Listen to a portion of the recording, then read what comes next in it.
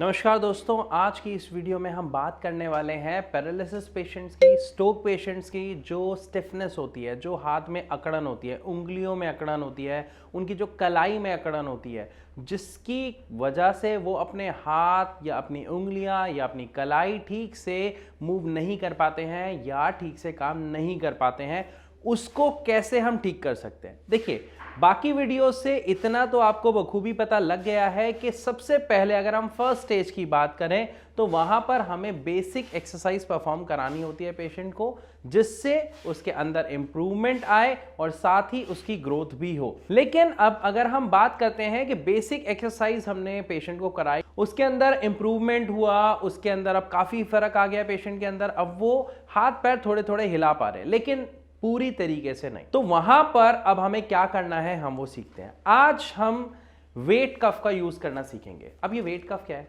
ये एक भार है, ये एक वेट है। इस वेट को हमें ठीक से यूज करना सीखना है उस पेशेंट के लिए जिनको हमें एक्सरसाइज करानी है। या अगर आप वीडियो देख रहे हैं और आप पेशेंट हैं तो आप सीखिए कि इस वेट कफ की मदद से आप कैसे जो आपकी उंगलियों की स्टिफनेस है उसको, आपकी कलाई की जो स्टिफनेस है, जो अकड़न है उसको, इवन आपकी एल्बो और शोल्डर की जो स्टिफनेस है उससे आप कैसे छुटकारा पा सकते हैं, कैसे उसमें इंप्रूवमेंट ला सकते हैं और अपने हाथ की कार्य क्षमता को कैसे बढ़ा सकते हैं। अब अगर हम बात करें सबसे पहले हैंड कफ की, ये हैंड कफ आपको किसी भी स्पोर्ट्स की शॉप पर इजीली मिल जाएगा या फिर ऑनलाइन हर जगह अवेलेबल है, आप कहीं से इसे मंगा सकते हैं। सो अगर हम बात करें सबसे फर्स्ट लेवल या बेसिक लेवल ऑफ वेट कफ, तो ये 500 ग्राम का होता है, लेकिन ये 500 ग्राम हमारे लिए बहुत हल्का है, एक पैरालिसिस पेशेंट के लिए उतना ही टफ है, उतना ही भारी है। तो इसमें हमें वर्क कैसे कराना है, सबसे पहले बात करते हैं उंगलियों की, क्योंकि उंगलियों में इंप्रूवमेंट हम देखते हैं सबसे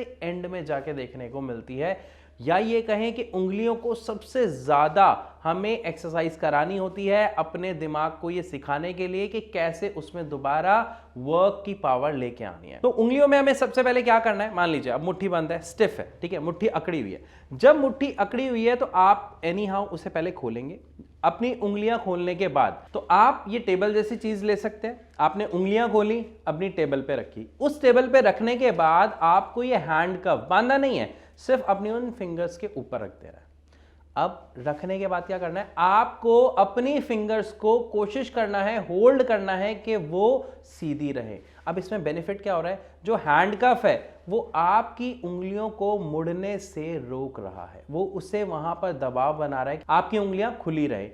लेकिन थोड़े थोड़े टाइम में आप देखेंगे कि आपकी उंगलियां कुछ ऐसे बंद होंगी। जैसे ही वो बंद होने लगे, आपको सेकंड जो आपका दूसरा हाथ है उसका सहारा लेना है और वापस पुल बैक करना है उसे। इससे क्या होगी, आपकी जो फिंगर्स की मूवमेंट है वो एकदम से नहीं लेकिन धीरे धीरे उसमें काफी अच्छा इंप्रूवमेंट आपको देखने को मिलेगा, क्योंकि वो वापस आएंगी और आपको उसे पुल बैक करना है, दबाव देना है।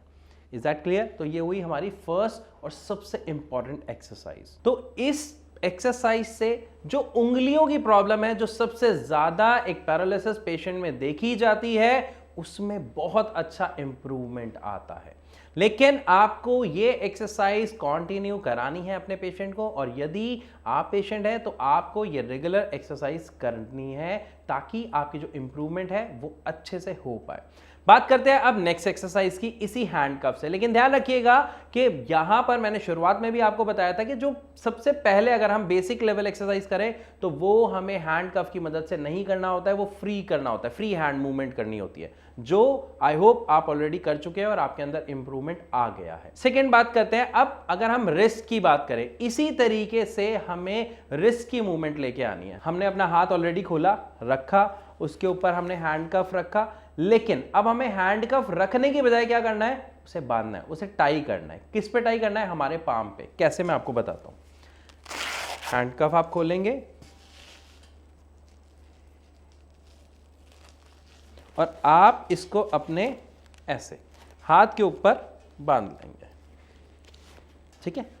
अब जैसे ही आपने इसको अपने हाथ के ऊपर बांधा तो वेट किसके ऊपर आ गया, आपकी कलाई के ऊपर। आपकी उंगलियां दोबारा मुड़ने की यहां पे कोशिश करेंगी, लेकिन वहां पे आपको क्या करना है, आपकी ये तो एक्सरसाइज हो रही है, साथ साथ साथ में आपको अपनी रिस्ट की एक्सरसाइज पे फोकस करना है। आपको इस हाथ को बस ऐसे थोड़ा सा उठाना है, फिर धीरे। ये जितनी आसानी से मैं कर पा रहा हूं उतनी आसानी से एक पैरालिसिस पेशेंट नहीं कर पाता है। इसलिए आपको खासा ध्यान क्या रखना है कि आप जितना उठा पाए, हो सकता है बस सिर्फ इतनी सी मूवमेंट कर पाए, इट्स ओके। और अगर बिल्कुल भी मूवमेंट नहीं हो रही because of this handcuff, because of this weight, तो आपको क्या करना है, दूसरे हाथ से सपोर्ट लेना है हल्का सा, और उंगली से सपोर्ट नहीं करना। यस, क्योंकि उंगलियां तो ऑलरेडी आपकी स्टिफ है ना, वो तो मुड़ रही हैं, वहां पे तो हमें उन्हें एक्सरसाइज करानी थी। तो हमें सपोर्ट कहां से लेना है, या तो आप यहां नीचे से सपोर्ट ले, या फिर आप ऊपर से इसको पकड़े और हल्का सा हिलाएं, फिर छोड़े, फिर हिलाएं, फिर छोड़े।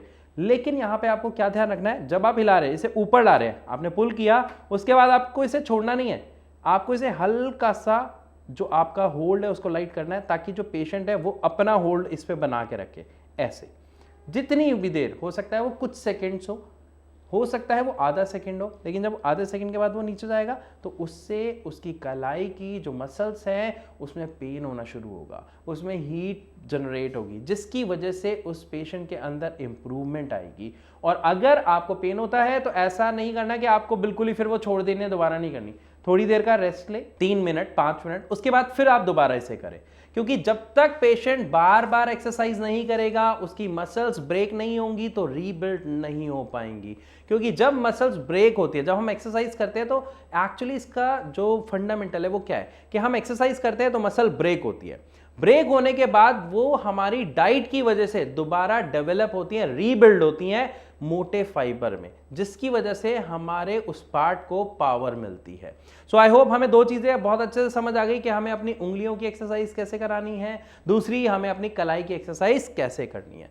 बात करते हैं अब तीसरी एक्सरसाइज के बारे में, जहां पर हम अपनी एल्बो और शोल्डर दोनों एक्सरसाइजेस को इंक्लूड करेंगे।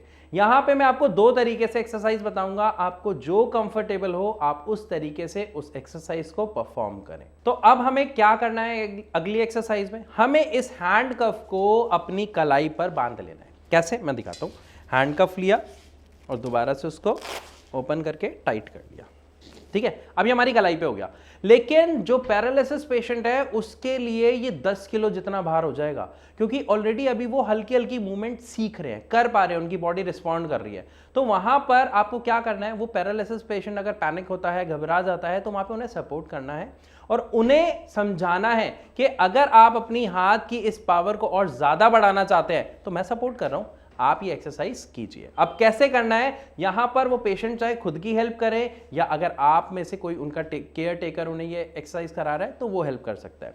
मैंने कहा था 2 तरीके बताऊंगा। पहला तरीका, आपने टेबल ली, टेबल पे हाथ रखा, लेकिन ध्यान रखिएगा ये जो हाथ है ये आपने टेबल पे रखना है कोनी, ये देख रहे हैं आप, एल्बो आपकी यहां पे टिकी हुई होनी चाहिए, और यहां पर आपको अपने हाथ को धीरे धीरे ऊपर उठाने की कोशिश करनी है। देखो मैं बड़े आराम से उठा पा रहा हूं, और यहां पे ध्यान रखना उंगलियां खुली, क्योंकि आप एक्सरसाइज करा रहे हो तो नहीं होंगी तो वापस स्टिफ हो जाएगी, कोई दिक्कत नहीं है, लेकिन आपको हाथ धीरे धीरे ऊपर उठाना है। अगर हाथ नहीं उठ पाता, क्योंकि शुरुआत में अक्सर ऐसा देखा जाता है कि पेशेंट इतनी आराम से नहीं उठा पाता, तो वहां पे पेशेंट को हेल्प करनी है, चाहे खुद की या कोई और करा रहा है। ऊपर उठाने में आप उनकी हेल्प कराएं, नीचे ले जाने में हेल्प नहीं करानी, पेशेंट को कहना है वो होल्ड करे। कैसे, आपने छोड़ा, अब होल्ड करो, कोशिश करो ये नीचे ना जाए, धीरे धीरे जाएगा, कोई दिक्कत नहीं है, धीरे धीरे जितना होल्ड कर पाए उतना होल्ड कराइए, क्योंकि जितना ज्यादा होल्ड करेंगे उतना ज्यादा मसल्स पे कंट्रोल आएगा और हमारा माइंड सीख पाएगा कि हमें कैसे कमांड देनी है अपने हाथ को मूवमेंट की, राइट। तो इसी तरीके से इस एक्सरसाइजेस के अगर हम बात करते हैं कितने रेपिटेशन करनी है, कितनी देर तक करनी है, तो एक सिंपल सी बात, ऐसा नहीं है कि आप पूरे दिन लगे रहेंगे, और कोई लगता भी नहीं है। आप इस एक्सरसाइज को 10 to 12 रैप्स, इवन 15 रैप्स करें। अगर आपको पेन हो रहा है तो बीच में कुछ सेकेंड्स का, 30 सेकेंड्स, 40 सेकेंड्स और इवन 1 मिनट का आप बीच में पॉज लें, वेट लें, रेस्ट करें, उसके बाद दोबारा आप इसको कंटिन्यू करें। कोशिश करें इन एक्सरसाइजेस को आप मॉर्निंग और इवनिंग दोनों टाइम परफॉर्म करें, ताकि आपकी रिकवरी बहुत ही अच्छे स्पीड से हो सके। बट ध्यान रखिएगा इन एक्सरसाइजेस के साथ साथ आपकी डाइट एक बहुत ही महत्वपूर्ण किरदार निभाती है आपकी रिकवरी में। उसके बारे में भी अभी मैं इस वीडियो में बात करूंगा। अब बात करता हूं मैं दूसरे तरीके की। आपने बांध दिया, बांधने के बाद आप हाथ नीचे करेंगे, नीचे करने के बाद आप इस हाथ को बस ऐसे धीरे धीरे उठाएंगे। आपको पूरा हाथ नहीं उठाना, कोशिश भी नहीं करनी, आपको सिर्फ क्या करना है, इस इतने हाथ को जाम कर लीजिए, सिर्फ आपको एल्बो से लेके यहां तक अपना हाथ ऐसे धीरे धीरे उठाना है, नहीं उठेगा, बहुत प्रॉब्लम होगी, क्योंकि जो अभी हम टेबल वाला एक्सरसाइज कर रहे थे वो फार इजी है। किससे? इससे। लेकिन दोनों में ही आप सपोर्ट ले सकते हैं, चाहे आप वो करें चाहे ये करें। आपको सपोर्ट लेना है, ऊपर हाथ लाना है, चाहे इतना है चाहे इतना है, चाहे जितना मैक्सिमम जाए। उसके बाद आपको सपोर्ट नहीं करना, आपको क्या करना है, अपने हाथ को होल्ड करना है। यहां से हाथ ऐसे बस नीचे रखना है ताकि वो एकदम से ऐसे ना गिरे। तो आपको ऊपर तक लाना है, थोड़ा सा हाथ नीचे रखना है, होल्ड करते करते धीरे धीरे नीचे लेके जाना है। इससे क्या होगा, आपकी मसल्स कौन सी, जो बाइसेप्स वाली मसल्स हैं, उसमें स्ट्रेंथ आएगी, जिसकी वजह से आप कुछ भी चीज अगर आप उठाते हैं, पुल करते हैं, तो उसमें बहुत सपोर्ट आपको मिलेगा जब रिकवरी होगी। अब बात करते हैं अगली और लास्ट सबसे इंपॉर्टेंट एक्सरसाइज की। मैं पहले बता रहा हूं, ये जो एक्सरसाइज बताने जा रहा हूं ये फाइनल लेवल, ये कहे टफेस्ट लेवल ऑफ एक्सरसाइज होती है, जो एक पेशेंट में काफी इंप्रूवमेंट के बाद उसे करनी है। जब तक नहीं आ रही इंप्रूवमेंट तब तक आप फिंगर्स वाली, जो मैंने आपको बताया, टेबल वाली जो एक्सरसाइज बताई, आपको वो परफॉर्म करनी है। लेकिन जब आप इतने वेट से ये तीनों एक्सरसाइज अच्छे से परफॉर्म करने लग जाएं, तब आपको फोर्थ एक्सरसाइज पे आना है। और वो क्या करना है, आपको अपने हाथ को सीधा रखना है और उसके बाद ऐसे धीरे धीरे उठाना है। हो सकता है सिर्फ इतना इतना उठे, लेकिन आपको क्या करना है, कोशिश पूरा पूरा उठे। पहले ही दिन आपको पूरा नहीं उठाना, पहले ही दिन सिर्फ आपको हल्का सा सपोर्ट देना है, जितना जा रहा है हाथ, जितना उठ रहा है, बस यहां तक उठ रहा है, ठीक है, होल्ड, देन यहां तक उठ रहा है, होल्ड।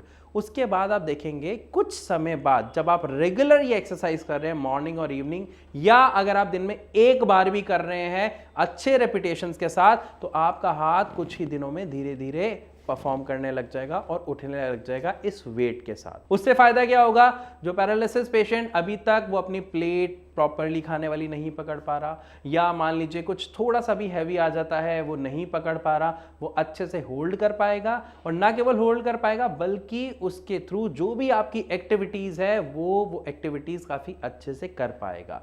जैसे मैंने अपनी पिछली वीडियोस में आपको बता रखा है कि आप अपने काम से रिलेटेड एक्सरसाइज शुरू करें, जो बेसिक एक्सरसाइज है, जैसे बाल काटना है ना, जो आप रेगुलर एक्टिविटी करते थे, तो ये बेसिक एक्सरसाइज है।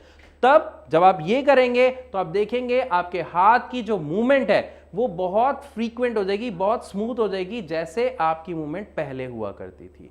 और जब आपकी ये वाली मूवमेंट स्टार्ट हो जाए तो लास्ट लेवल आता है, वॉल की मदद से आपको अपने हाथ को ऊपर लेके जाना है, और उसके बाद इस साइड और उसके बाद इस साइड।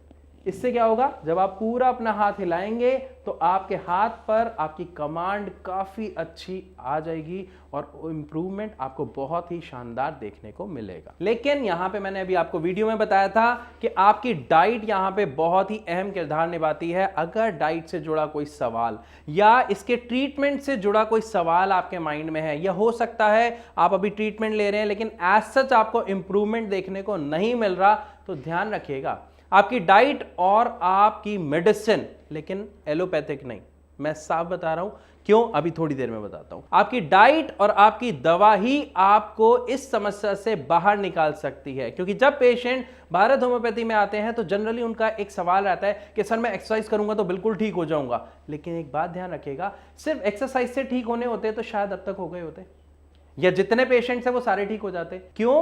क्योंकि पैरालिसिस में समस्या आई कहां पे, दिमाग में। और हम कर क्या रहे हैं, एक्सरसाइज। क्यों कर रहे हैं, अपने दिमाग को सिखाने के लिए। लेकिन आप अपने दिमाग को सिखा कैसे रहे हो, हमारे दिमाग में एक प्रोसेस चलता है और उस प्रोसेस को हम कहते हैं न्यूरोप्लास्टिसिटी। मैंने बहुत डिटेल में वीडियो बना रखी है, अगर आपने नहीं देखी तो आप देख सकते हैं आई बटन में क्लिक करके या नीचे वीडियो के डिस्क्रिप्शन में क्लिक करके, या फिर आप सिंपल एक काम करें, हमारे होम पेज पे जाएं और जितनी वीडियोस है ना आप देखें, बहुत नॉलेज आपको मिलेगी।